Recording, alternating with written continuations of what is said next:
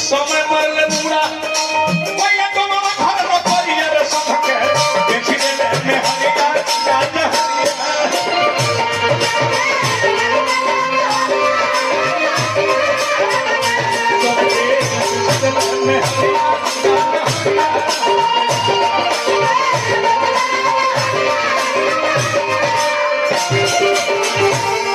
इतने से गुजारा ना भाई। रानी बाबा जी के घर में दासी के काम करता रही, राजा घाटवासी हो गई। इतने से ना रहे, कभी इनका सत्य भंग होत नहीं थे ना। तब इंद्र के गो माया के नाक बनौले आ कहले कि जाके जो से रोहित फुलवरिया से पूजा के फूल आवत रहे, ओरहुल के गाछ रहे, वो जब पत्ता गिरे रहे नमोना दे राजेश यादव जी को 1000 रुपए के पुरस्कार हार्दिक हार्दिक प्रणाम बा। वही पतवा में इंद्र छिप गए नाक बन के लड़का के हाली फुलवारी लो वही जाता पूजा के फूल देख ले नतीजा पीपल केकरा कहो जाला। अब तनी अपन कुछ भाव करा मिले चलत हम तो लइके चोगली आला ना नवा अरे चलल है फूल रे पाग पापिनी रतैया बधानमा अरे बेसी दिहले नाक माथा काटे तो लइके चोगली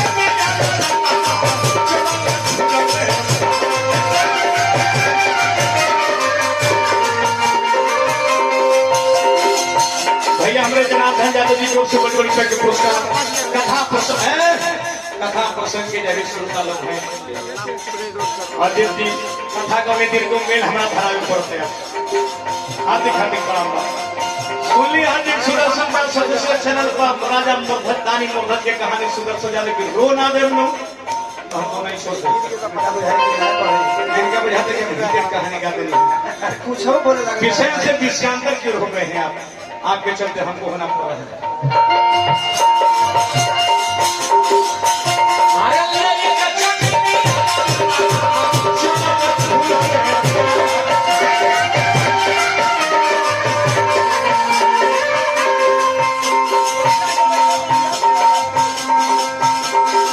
पापिनी रंगैया बहाना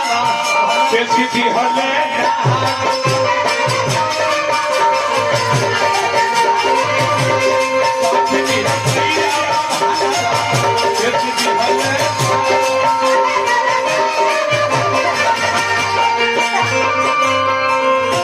लइका बेली फूल लोढ़ता छेमेली फूल लोढ़ता आज अब ओढ़ के कनी देखले तो सोचल केहू में से तुरली आ वही जे पैर चल जाता जाता गला छिपाव रहे।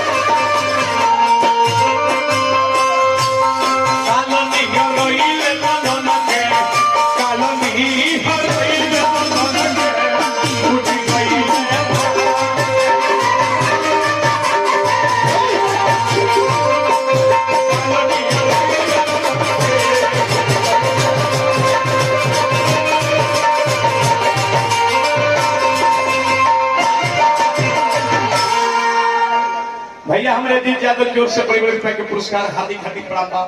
अब देखिए लड़का के पैर वहां चल जाता जहां सपवा छिपाव रहे ना गवा जाओ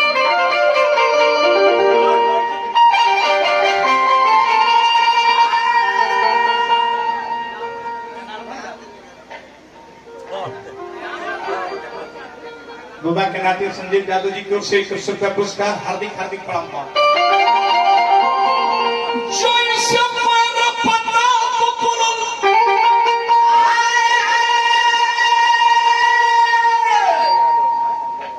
भाई हमारा शंकर यादव जी की ओर से 1000 रुपए के पुरस्कार हार्दिक हार्दिक प्रणाम बा। लड़का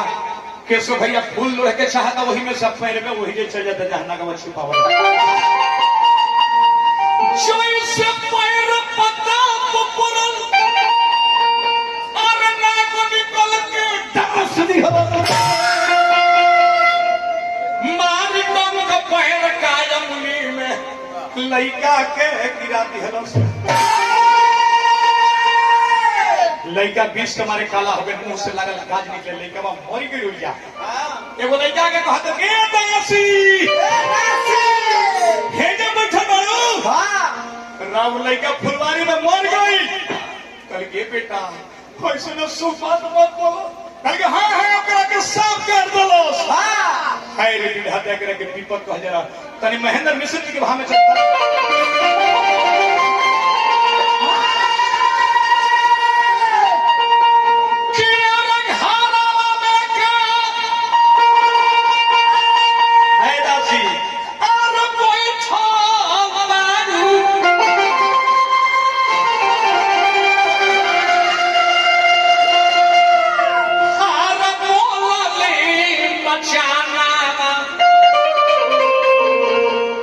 नवार तो हो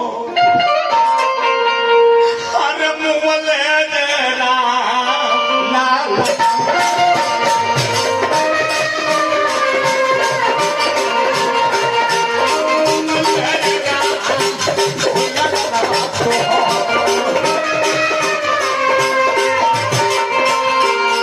भैया पुरस्कार हार्दिक प्रणाम हे दासी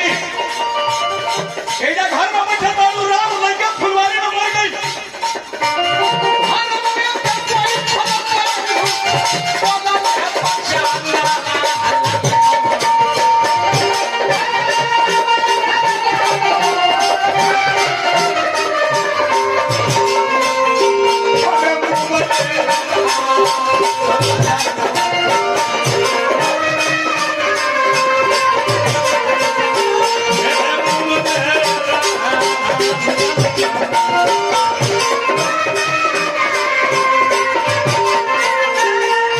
रानी झरझर आंख से पानी झर के रो लगली बाबू अब राजा कब भेटल है तो पूछिए कि हम भाती क्या करूं तो कौन जवाब देव रे सहीवा सोनाली हरा के जो हाथ में बचना हो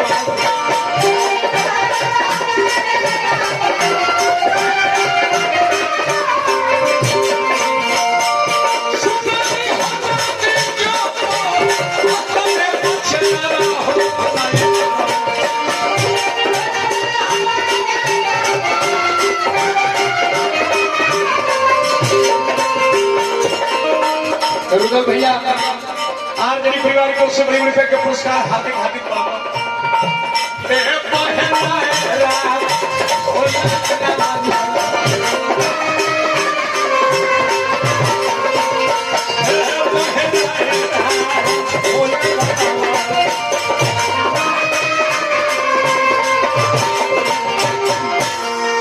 देखी जेकर बेटा मर गई बा राजा से फकीर हो गए लोग दोनों प्राणी दू जगह बिका गए लोग आज जेकर बेटा मर गई बा 10 रुपये रानी सोचली की जाई फुलवारी पे बेटा के मरल को मुहुआ देखी तबले पंडित जी झुरा गए सारी में कहा जाता हमार बेटा मर गई तहर बेटा मरो की भतार मरो वैसन सन लड़का कतने गली में मारत फिरता लोग तार काम ना तो पर काम करके कहीं जाई है करुणा धीन सोचिए माही अपराधीन सपने सुख नाही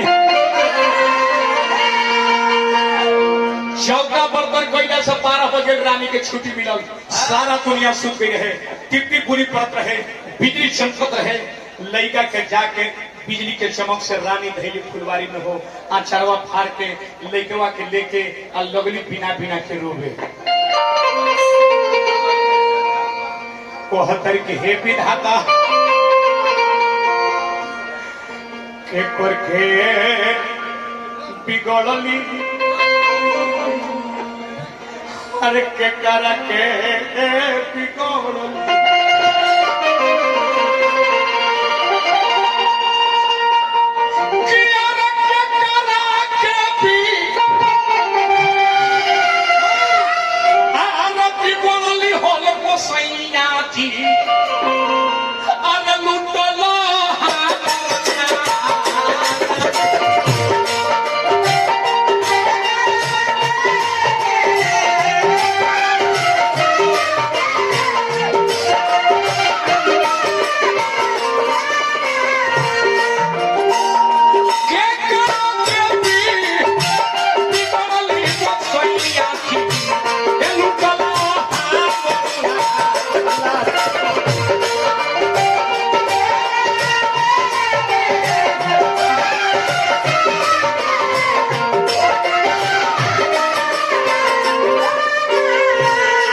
एक प्रसंग को हमारा जितेंद्र भाई आयोजन करता परिवार को से बड़ी बड़ी के पुरस्कार हार्दिक हार्दिक प्रणाम।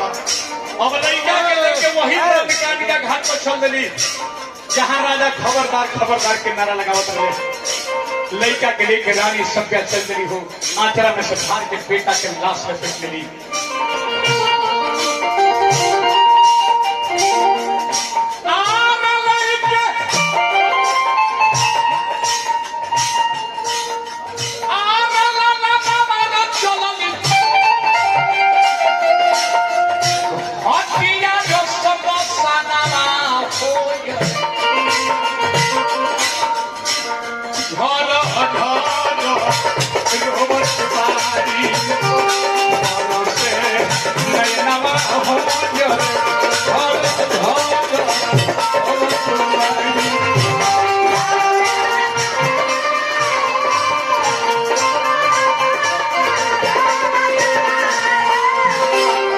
जिनके गाड़ी रास्ते पे रास्ता अवरुद्ध है गाड़ी को हटा ले।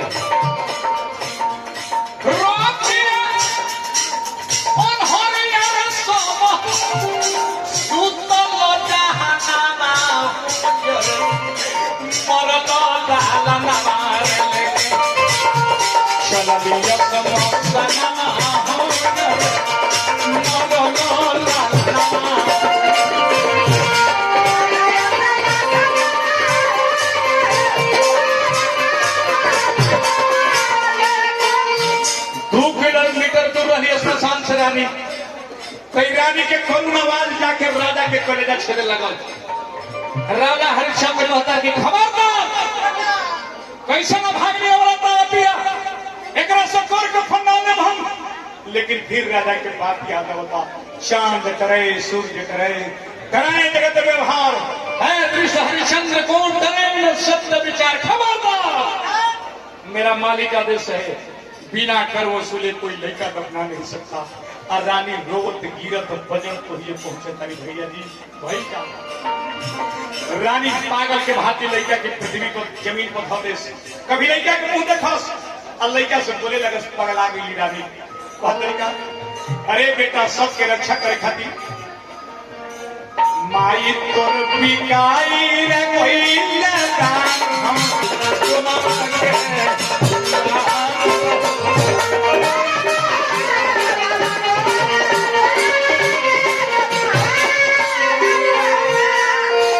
बेटा रही तोहरे कया सार लेके दिया रहनी दुनिया में दिया रहनी दुनिया में सेहुरे विधाता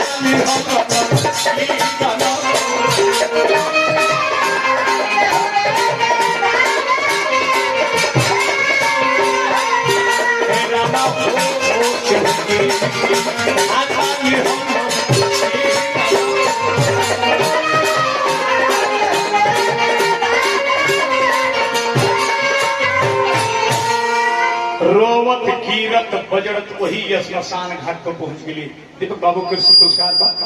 हार्दिक प्रणाम बा। वही जहां राजा हरिश्चंद्र पहरा देता रहे रानी एगो पीपल के गाछ रहे गाछवा पर चबूतरा रहे चबूतरवा पर लेके वके धो देली। स्मशान के दशा विभिन्न देखा तारी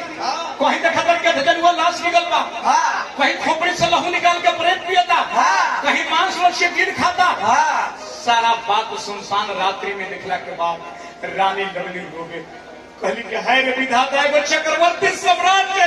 लइका के दफनावे खातिर कर कफन लिखे जुटत रे दादा मेरे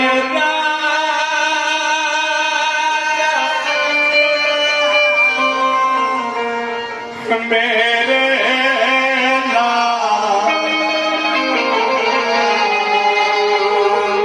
तुझे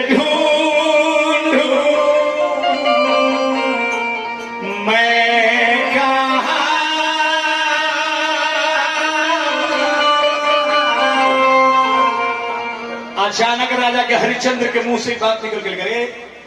और सही कतही सभ्या हमर रोहित बिलखत हियन सब आ तब ले वो चीता जला के लोग गई रे सर्व बुताई रे बस सर्व में आग भभक गई तो पूरा श्मशान ही जुड़ा हो गई। राजा के चेहरा धुआं से करिया हो गई रहे। राजा कि रानी पहचान गई आया के गोड़ फिक्र कर की राजा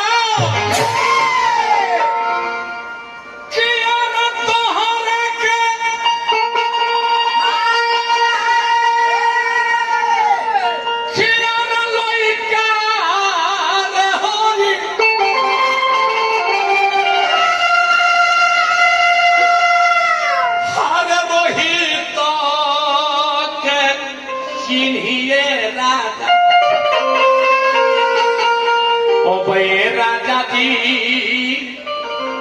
तोहर हो ललनावा रोहित अरे लालो लुए राजा का तरह खबरदार मेरा कहा लड़का हम कहा के कमानी ना हमरा के हुआ कर कफन लड़का दफनाओ अपना घर जा मेरा मालिक आदेश है ही रानी लगली रोवे किलो एगो चक्रवर्ती सम्राट के समय देख ली भैया एगो चक्रवर्ती सम्राट के लड़का के जब दफनावे खातिर कफन के जी बेसिया चरवा फाड़ के बेटा के लाश लपेटे वाली कफन कहां से लिया लगली रोवे के बबुआ का लाश लेके कहां मेरे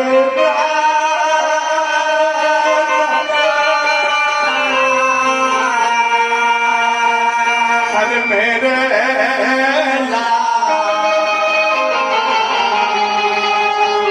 तुझे ढूंढूं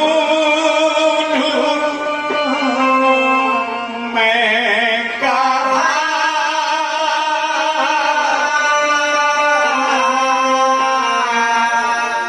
कहले राजा की ऐ दासी मानो बात हमारी कर के फंगल खेत को सवा को फाड़ के दे दो अपन दो चार बार बात कह कि कर कफन के तो सवागत फाड़ के दे दो कंसारी मेरा मालिक आदेश है नहीं तो उछाल दे जाओ लाश को अब रानी बाई में खड़ा हो गई आ कहली अपन बदन से आंचल खींचत रही बेसिया चरवा बेटा के लपेटले वाली मालिक अब जो झपाई बा हमारी जतिए ना झपाई बा मालिक एहू देखे के चाहता रही तब देख ले मालिक अब हमार ना जाई मालिक जाई तब तहार जाई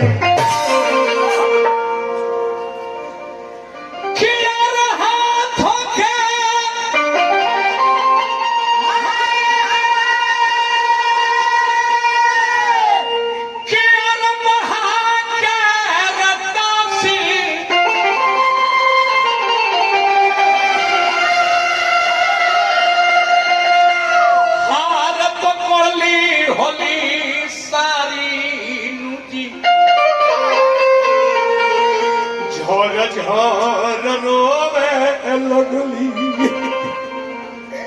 अरे रोहित के महतारी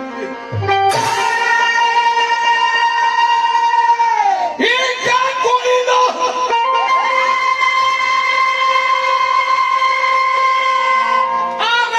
ना कोई लो अरे दुनिया के सरकारी अरे राजा के कहला हर पकड़ लिहली सारी जी सारी के आंचल खींच के बदन पर से एक बार फाड़े के किनारी में झोंक लगा उतारी तब ब्रह्मलोक डगमगाई लगल दूसरा बार जब खिचड़ी फाड़े खाती तब विष्णु लोक से गरुड़ को सवार होकर विष्णु जी चल चले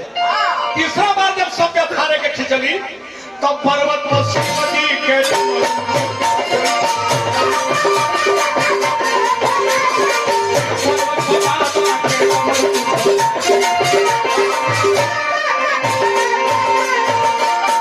पर्वत पर बाबा के डमरू ठोका गईले अरे पहला सब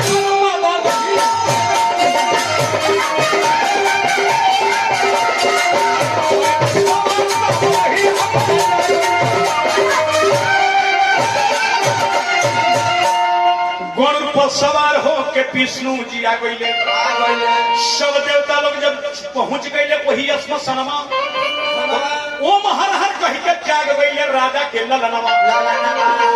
भैर जयकारी श्मशान में जोरदार राजा हरिश्चंद्र की सारा देवता लोग जुम गईले वही स्मशानवा ओम हर हर कही के जाग गईले राजा के ललनवा भैया के पुरस्कार को नहीं हार्दिक प्रणाम उठ के पहले मैया जी के धोलन चरणवा एक बाद में अपने बाबूजी के करतरे पर नमा तो बोले सब देवता लोग के धोले चरणवा कहत सुदर्शनवा अब खत्म भइल हरिचंद्र जी के विश्वामित्र के सर नीचा हो गई कहले के धन हो हरिचंद्र तारा लेखा सतवादी में कोई युग में भई रहे आ ना के होई आ ना के बा लड़का जी गई तू जिंदे देहले के स्वर्ग में जा अगर निमन बात कहानी कहले को भैया तो जोरदार ताली लगा के एक बार हौसला अफजाई करिए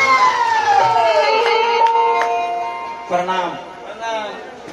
दो चार गो फालतू बोले से कौन हार ना भगवा जी अही पर गुमाने हवा पहुंचे चलो तारा सगरे गुमान मत झारो गुमाने जब 10 कपार वाला के ना रह तो एक ही कपार का जेकर सोना के मकान रहे तो चार गो अंगूठी पहनला से गुमान करना रही भाई जेकर सोना के मकान रहे जी हाँ